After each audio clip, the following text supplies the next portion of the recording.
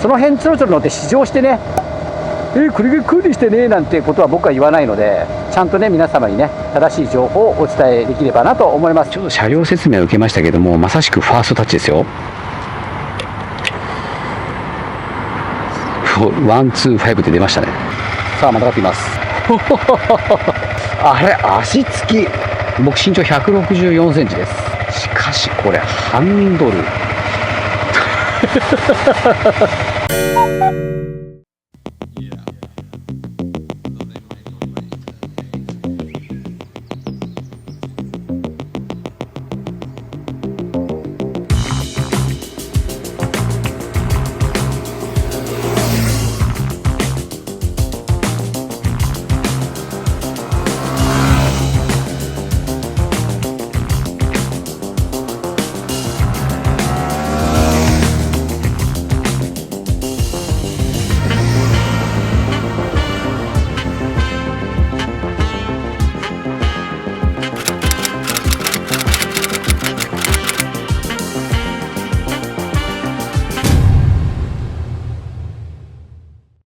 はい、ということでですね、始まりましたレンタルバイク出たもの勝負でございます。本日はですね、久々のヤマハ車ですね。YZF-R125。いや、めちゃくちゃかっこいい。これね、やっぱ注目はエンジンだよね。VVA の入った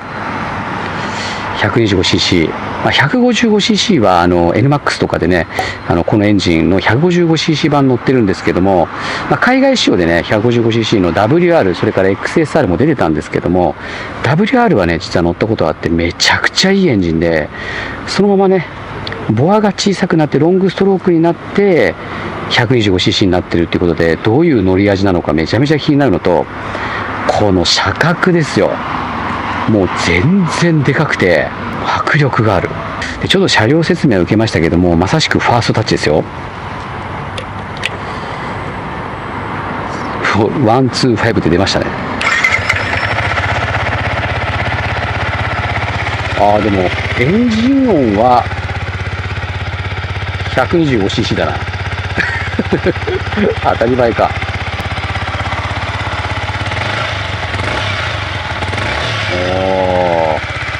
倒立フォークですよ皆さん。でシート高は815、ポジションが非常にきついというね口コミが多いですけども、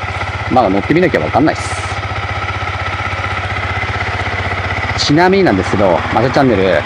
このポジション大の苦手でございますただね ZX25R の時に少しね僕解決がトラウマをね解消したような気がするんですけど、実はですね GSXR125 を乗ってこの SS スタイルのポジションがトラウマになったっていうね、手首が痛くなるわ腰が痛くなるわ最悪だったっていうのがあって、それを今日払拭できるのか。さあまたがっています。おっしゃあれ足つき、僕身長164センチです。軽いから問題ないけど、そんなに良くはないよ。つま先じゃないね。母子球がバッとつくので、片足だとそうね、ちょっとステップの位置がちょうどあれなんで、でも母子球がついてるから何も問題ないですね。しかしこれハンドルこれはねきついよ走ってみないと分かんないけど、こんだけ低いの久々だな。これ低くて、しかもそんな近くもない。 ZX2R もうちょっと近かった気がするんだよね。さあ行ってみましょう。とりあえずね、すげえ音したな今。これなんだこれ、カコーンっつって。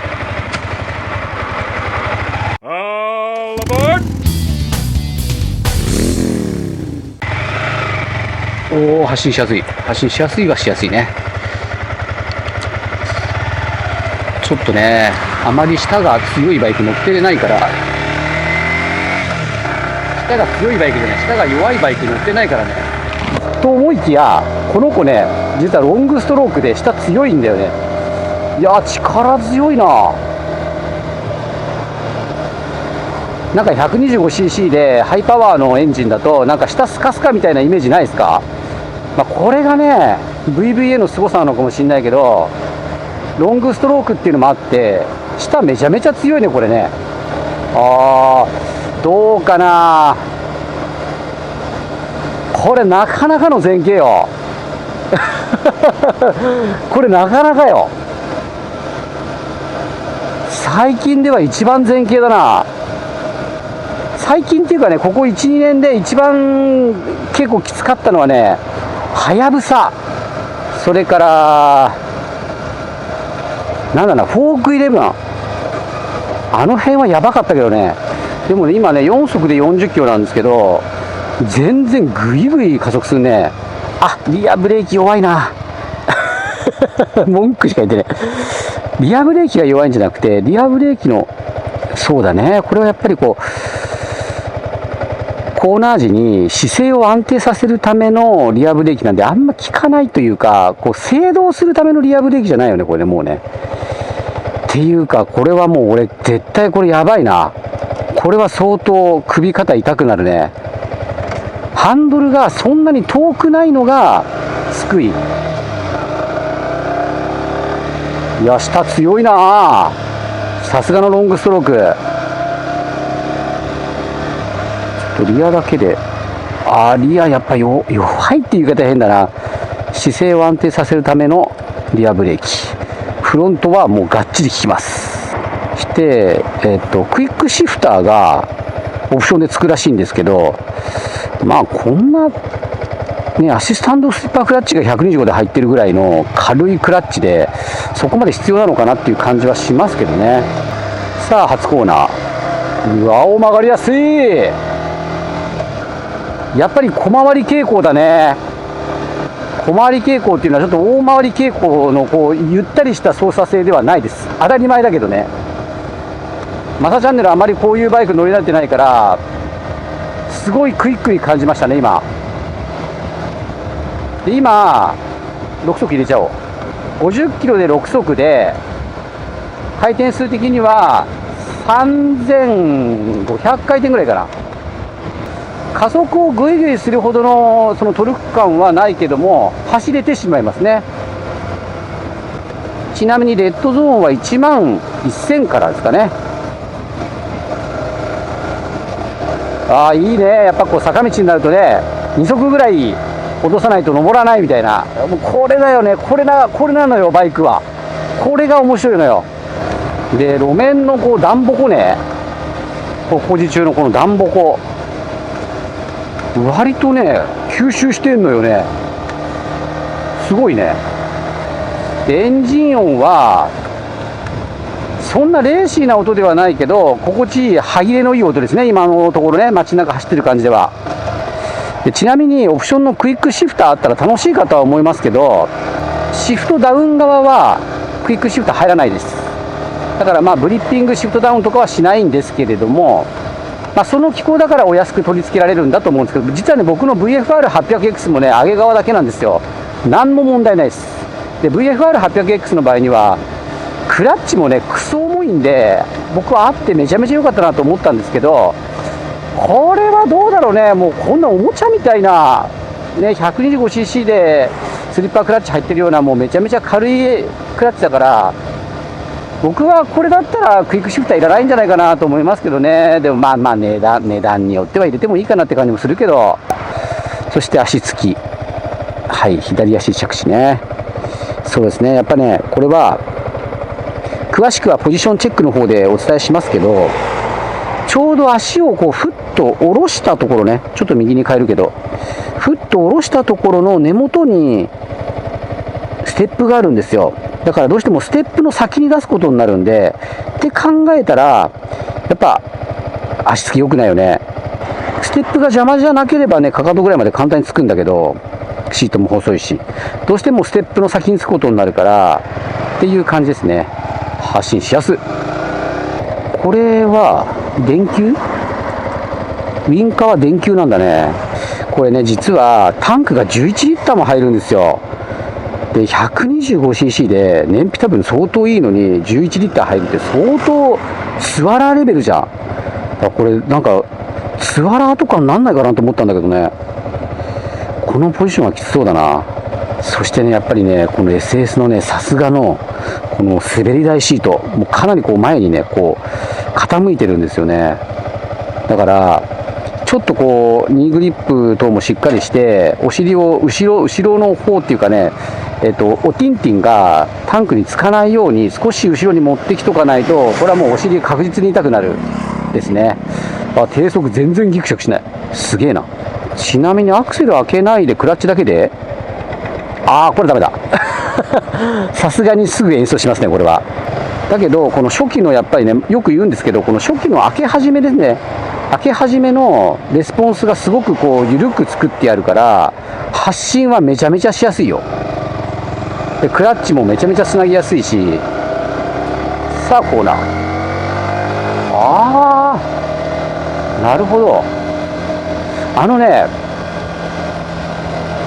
さっきクイッて曲がった感じだと内回り傾向はあるけれども、なんかこう不意にバイクがクイッて傾いたりとか、そういう挙動もしないので、意外とこれは重量感のあるって言ったら変ですけど、安定感のあるハンドリングかもしれないね。でこれもね、峠でちゃんとねお伝えするので、この感じがねすごいね安定感のある操作性ですね。クイックすぎない。この辺がね、僕ね鈴木さんには申し訳ないんですけど、 GSX-R125 がねクイックすぎても怖くて、俺もうあれでトラウマになったんだよね。ここまででもネガな部分はほとんど感じない。ポジションだけだね。でもSS でさ、こういうポジションじゃないとさやる気にならないよね。当たり前っちゃ当たり前なんで、これがね。ただ今日どうだろう、5、6時間は走るので、この走った感じですよ、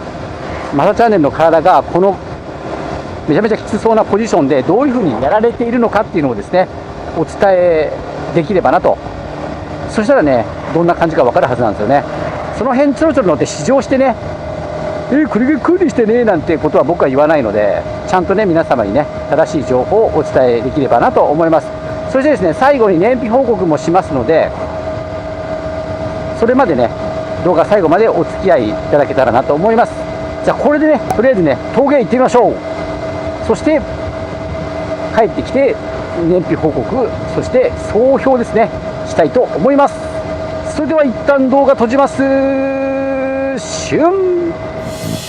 まさちゃんの動画。はい、ということでですね、今2時半ぐらいなんで、11、12、1、2、4時間、約5時間ぐらいですかね。ほとんど乗りっぱなしの状態で、走行距離はどうだろう、今は約85キロ、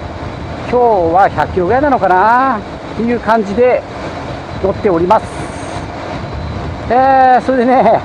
いろいろネガな部分、それから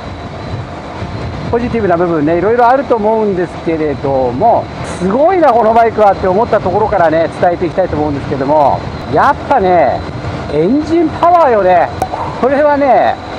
125って、自分のクロスカブも 125cc にボアップしてるんだけど、やはりね唯一のね 125cc で可変バルブのついたバイクなわけですよ。なのでとにかくね全域で力強いです。もう完全に排気量下げ、下からめちゃめちゃ強い。これロングストロークだっていうのもあるんですけど、ロングストロークだわ、下は強いわ、かといってじゃあ上もありませんかって言ったら1万2000までドカーン回っちゃうし、恐ろしいですねこれ。3桁いっちゃいますね。3桁いっちゃうこれやばいですね。ただ唯一乗ったことのある GSX-R125 に比べると、やはり上はねそこまでじゃないのかなという感じはしなくもないですよ。だって向こうはもうバリバリの高回転型エンジンだからね。ロングストロークなのにバルブの可変によってこんだけ回るっていうのがこのバイクのすごいことだと思うんですよね。そして前後ブレーキ、これねフロントブレーキなんですけど、効きすぎないのよ。で、このね、効きすぎない感がめちゃめちゃ使いやすいです。これ結構ね、この手のバイクってこうカチンって効いちゃうやつあるでしょ。怖いですよ。こんだけやっぱ重量140キロしかないから、これでフロントブレーキガチン効いたらマジ危ないので、そんなバイクをメーカーが作ってくるとは思えないけど、ものすごい扱いやすい。それからリアブレーキも、なんか GSXR の時に思ったこれ効かねえなっていうのとはちょっと違う。このリアブレーキは確かにこう緩いけれども、ちゃんとコーナー手前で姿勢をぐっと安定させるぐらいの効き方はちゃんとしてくれます。制動するまでのね、力はないかもしれないけども、ちゃんとね、効いてくれるリアブレーキです。そんでね、ミッションですよ。ミッションじゃないか。クラッチだね。クラッチなんだけれど、このね、125cc クラスで、クラッチとかも多分軽いのに、こんなね、アシスタントスリッパークラッチっていらねえだろうって思ってたんですよ。でね、やっぱり、峠とか行って、ガチャガチャガチャこうギアを変えるじゃない。そうしたらね、いや、すごい。やっぱりこれね、アシスタントスリッパークラッチ入ってて、もう大正解で、もう割とラフにパーってね、シフトダウン、特にシフトダウンですよ。シフトダウン側なんですけど、そのアシスタントスリッパークラッチのこの利点っていうのがね、軽いっていう、クラッチ操作が軽くなるっていうのと、それと、シフトダウン時に、その割とこう逃がしてくれる、ロックしづらいっていう、そういう特徴があるんですよね。で、そのロックしづらいっていうところがめちゃめちゃいい方向に機能していて、もう峠の下りとかでパパーンってこう乱暴にシフトダウンしても、もちろんブリッピングしてますよ。アクセル煽ってブリッピングしてますけど、パパーンってやってももうなんていうの、こううまくぼかしてくれるっていうか、クラッチが、それはね、これすごいよ。これアシスタントスリッパークラッチのアドバンテージというかね、そういうのを非常に感じます。それからメーターがね、モノクロームなんですけども、非常に見やすい。それからロングストロークだからかもしれないけど、下が強くて発進がしやすい。クラッチもめちゃめちゃつなぎやすい。ほんとこのメーター見やすいですよ。僕ね、メーター別に白黒でもいいと思うんだけど、カラーじゃなくても、このくらいやっぱりヤマハさんみたいにね、見やすく作ってもらえると非常にいいのと、それとこうある程度いろんな演出があって、例えばこれね、バルブが高速側に切り替わるのが7500回転ぐらいなんですよ。そうすると上にね VVA っていうのが入るのね。見えるかな。ちょっと今一般道なんでちょっとシフトダウンしてみて、今2速、これ VVA って入ってるでしょ。こう消えるじゃないですか。これ入ったじゃないですか。っていう風にちょっとこう、おお今 VVA 入ってるぜっていうのと、音も確実に変わるので、そういった意味ではすごくこう演出効果があるなという感じですね。もう数字もタコもめちゃめちゃ見やすいです。でこのねスクリーン、この手の SS のスクリーンって空力を考えているじゃない。そのバイク自体の空力ね、ライダーに風が当たらないようにっていう効果ももちろんあるんですけど、どっちかというとそのバイクの空力だから、やっぱり顔とかにはすごく当たってくることが多いんですよ。前乗ったGSXR もそうだったし、ZX25R もそうだったし、あれは高速乗ったから余計感じたんですけど、やっぱもうちょっと欲しいんですよね。だけどこれはね、高速乗ってない、そんな高速域走んないっていうのもあるけど、めちゃめちゃこれ効果あります。特にね、前乗ったね CB400 スーパーボルドールかな、1300もそうだった気がするんだけど、もうねこの時点で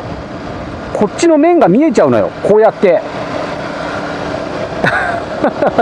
それってさ、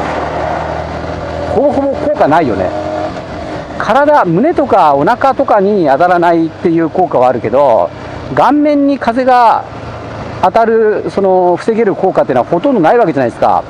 これはちゃんと下から覗けるし、これねすごくいいです。でこの辺までかな、ポジティブ情報はこんだけポジティブがあったらすげえって。そうだ、あとポジティブ、コーナーがさ、この手の SS ってすごくクイックじゃん。でなんかこう寝かしていく途中に抵抗とかがなくてスーって寝ちゃうから怖いのよ。で特にそれを感じたのが、GSXR125 なんだけども、申し訳ないです。 GSXR がもう本当レーシーでスポーティーだから、そういう風に感じてしまって、マサチャンネルの技術もそこまで高くなかったっていうのももちろんあるんですよ。だけど本当にこう寝かしたところがふわふわしてて怖くて、あんま寝かせられなかったんだけど、それをね ZX25R、ZX4R でちょっと払拭したんだよね俺。SS ってすごい乗りやすいんじゃんって思ったんだけど、このねワンツーはまた軽いから、もしかしたらまたトラウマアゲインかなと思ってたんだけど、踏ん張って寝かしていくような感じのイメージが少しあるので、抵抗があってスッと寝てしまう感じではないですよ。だからそれがめちゃめちゃ心地よくて、コーナーリングも本当気持ちいいですこれ。でやっぱりね125の真骨頂はやっぱりタイトコーナーでしょうねと思ってたんだけど、こんだけ寝かしていくのに抵抗がしっかりあると、高速コーナーとかもめちゃめちゃ気持ちいい。そして足回りがやっぱちょっと街中で走ってる感じは硬く感じるけど、やっぱり峠行ってでタイトコーナーももちろんそうだけど、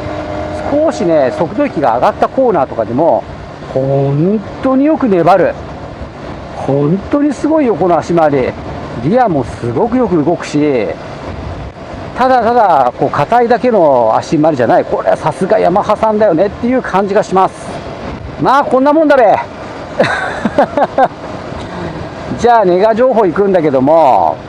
当たり前のことも言うので、いやそれお前当たり前じゃんみたいな、そういうコメントは一切受け付けません。まずね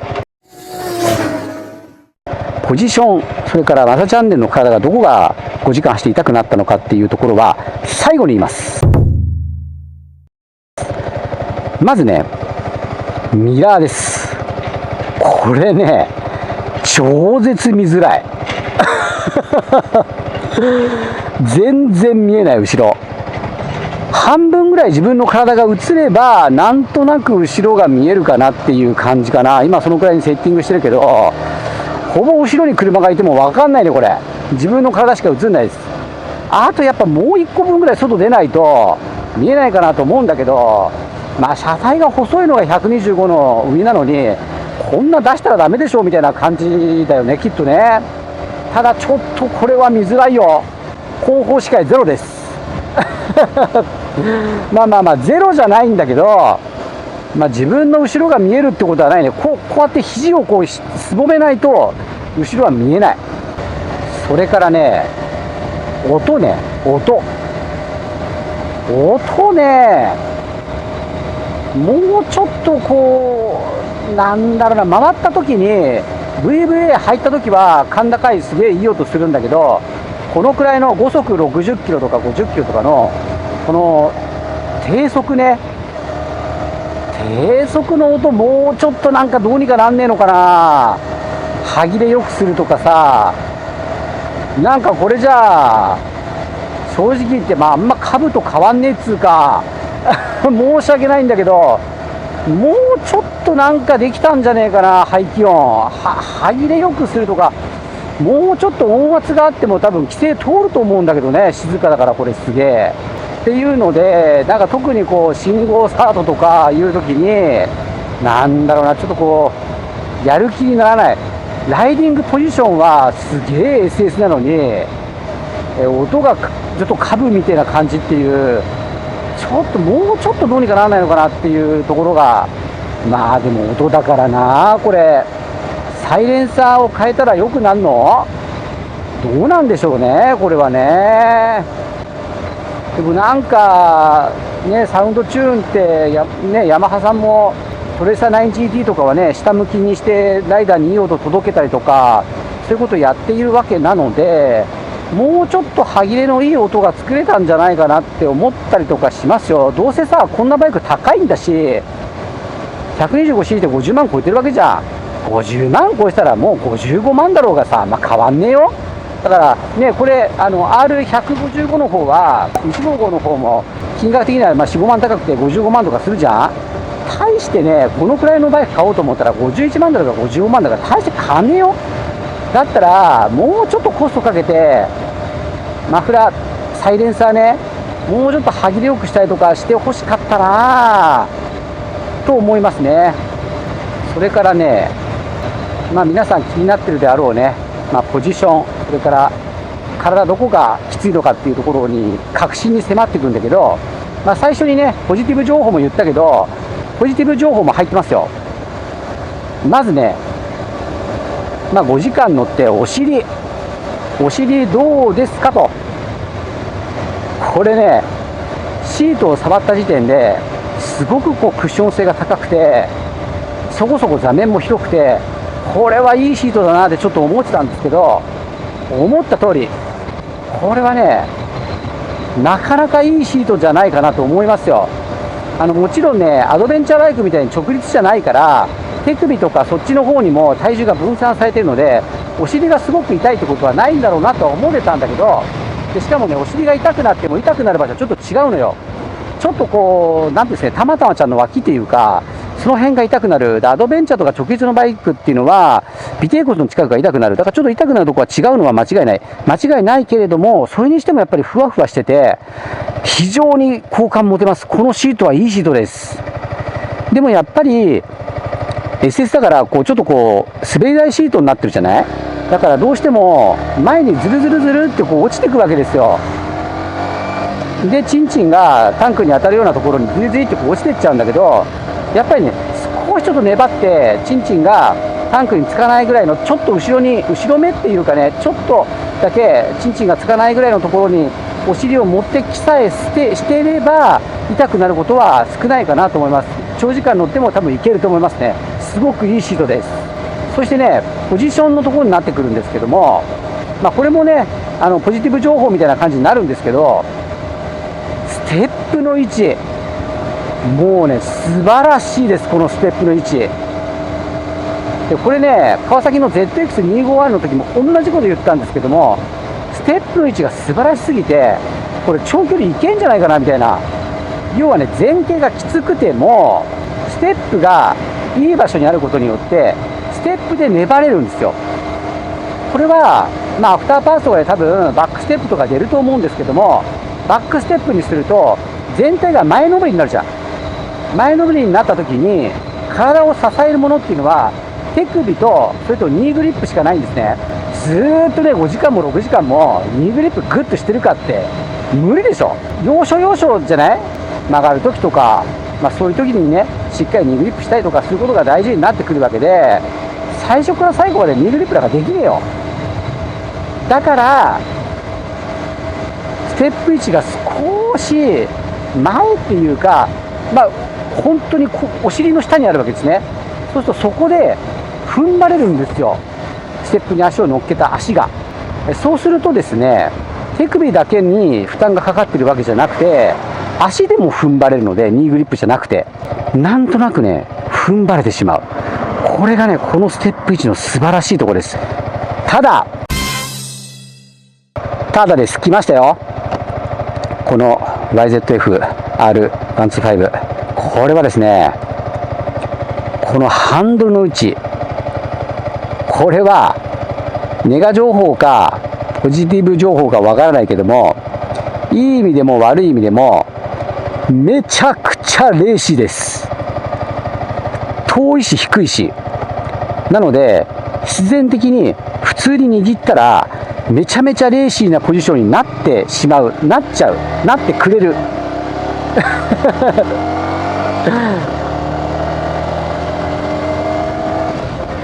ってことはですよ、疲れたなと思ってこうやってちょっと体を起こしたところで前傾が緩むわけでもなく、特に僕の身長164センチだと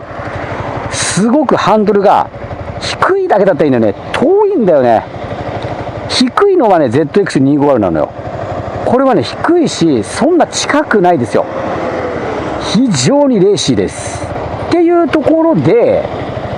5時間乗ってマサチャンネルの体どこが痛くなりましたかというところなんですけど、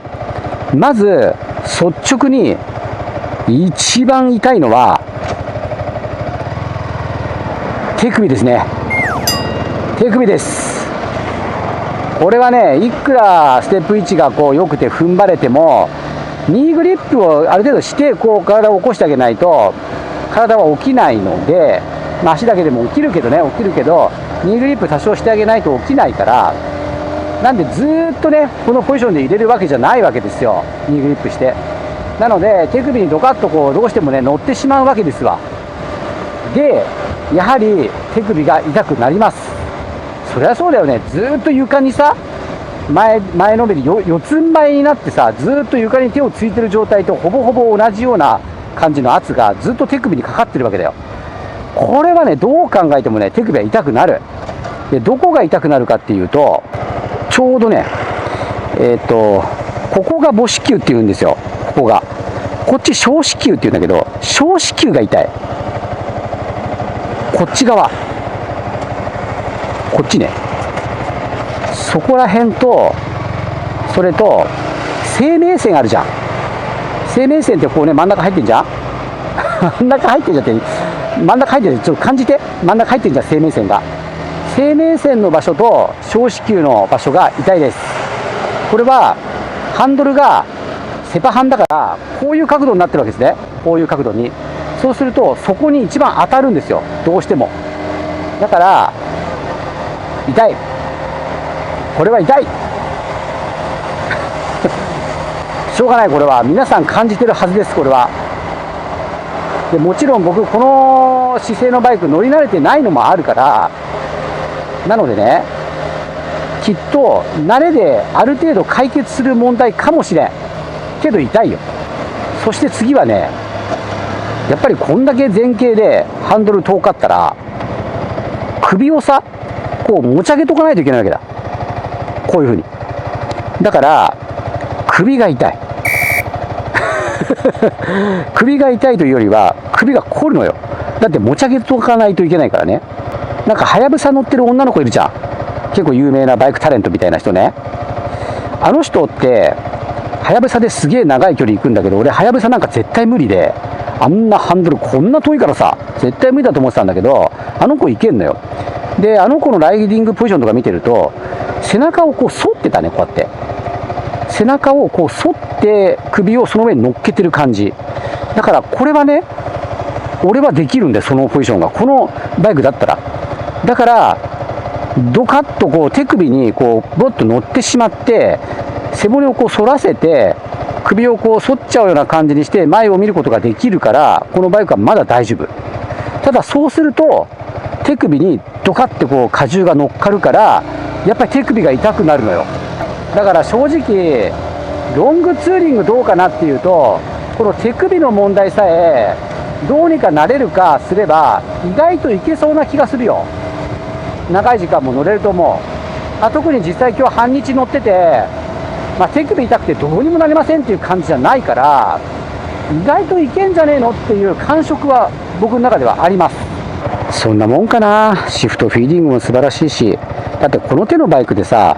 こんなねアップハンドルだったらさ雰囲気出ねえじゃん。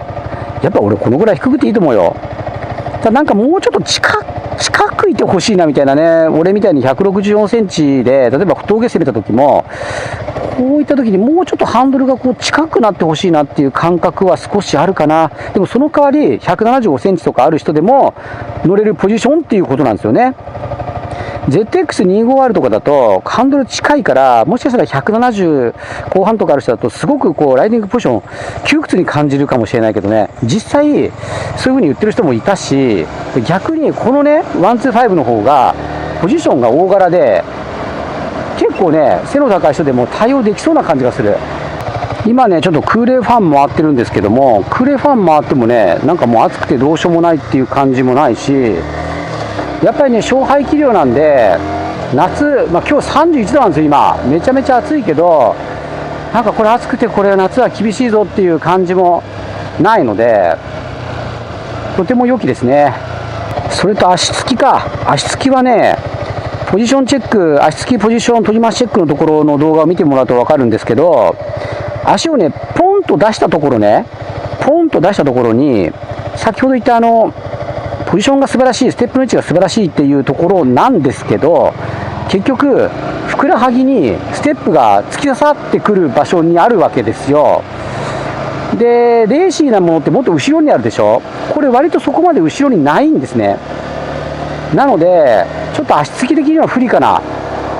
どうしてもステップの先に出すことになるんでね。それで 815mm っていうシート庫もあって、僕の身長164センチだとまあどうでしょうね、まあつかないっていうわけじゃない、全然問題ないですよ。こんな軽いバイク全然問題ないんだけど、かかとはつかないです。だからよく言うそのローダウン症候群のかかとがべったり両足ついてないと怖いっていう人たちは無理です。もうちょっとどうだろうな、10センチ身長高かったら足つくかな、かかとまでつくかもしれないね。ただ160センチ台の人は両足かかとは絶対無理で、これは先ほど言ったようにこうステップの位置の関係ですっていうことですね。ただまあね、軽いから何の問題もないですね。怖いとか思ったこともないし、これ今日一日乗ったけどね、まあこんだけついたら何も問題ないよね。あともう一個ネガ情報あったよ。これさ SS でめちゃめちゃレーシーなバイクじゃん。なんだけどね、スロットルがね、なんていうんだろう、開かないのよ。すごいこうひねらないと開かないの。だからこう全開みたいな、全開にする場面とかあるじゃん、小さい排気量だから。だけどね、結構ねこんなになっちゃうんだよね。クロスカブみたいもうちょっとさ少ない回転の要するにこうハイスロですよね。もうちょっとハイスロ気味にしてくれたらめっちゃいいのになって思うんだけど、これさ見てもらったら分かるんだけど、これ全閉ね、全開、こんだけ開かなきゃいけないの。もうちょっとハイスロだったらいいなとね思ったりとかしますというところで、ではね給油していきたいと思います。走行距離は101キロですね。はい、ちゅうことでレギュラーでございます。ボコン、多分とんでもない燃費と思うんだけどな。よし、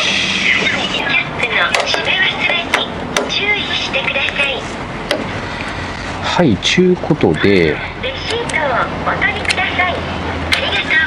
燃費計算をしましょう。本日の走行距離101.9 キロ、割ることの 3.22 リットル、リッター31です。 31.64、 めちゃめちゃいいでしょ。もっと走るんじゃねえのかな。今日結構回したからね。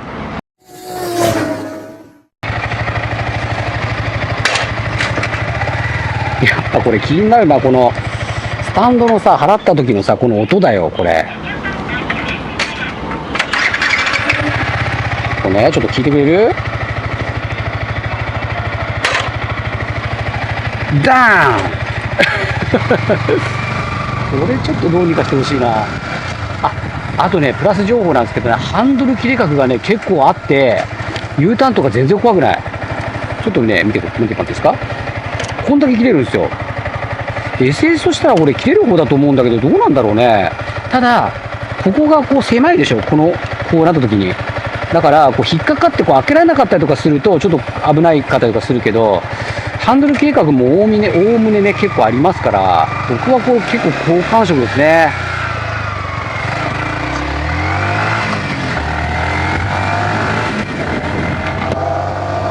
さあそろそろねレンタル元にお返しするんですけども、なんだかんだ言ってね、いやすげえバイクだわ、ほんとすげえ。 125cc ですよ。高速走ろうと思ったら走れちゃうぐらいの、ね、スピード出るわけですさ、すげえなと思いますね。だから買って後悔というのは絶対ないでしょうね。155もね来週乗るので、その時にねお伝えしようかなと思います。どっち選んだらいいかなみたいなことなんですけどね。そしてですね、最後のまとめとしては YZF-R125 に関しての動画はですね、足つき取り回しポジションチェック、それからワインディング、そしてこのですねファーストタッチ総評燃費報告とね3本の動画構成となっております。これね全部見ていただきますと R125 に関しては全部わかるんじゃないかなと思います。総指定です。ここからが大切です。マサチャンネルはこの動画だけではございません。たくさん皆様のためになる動画アップしております。この後流れるチャンネル紹介動画をご覧になられて、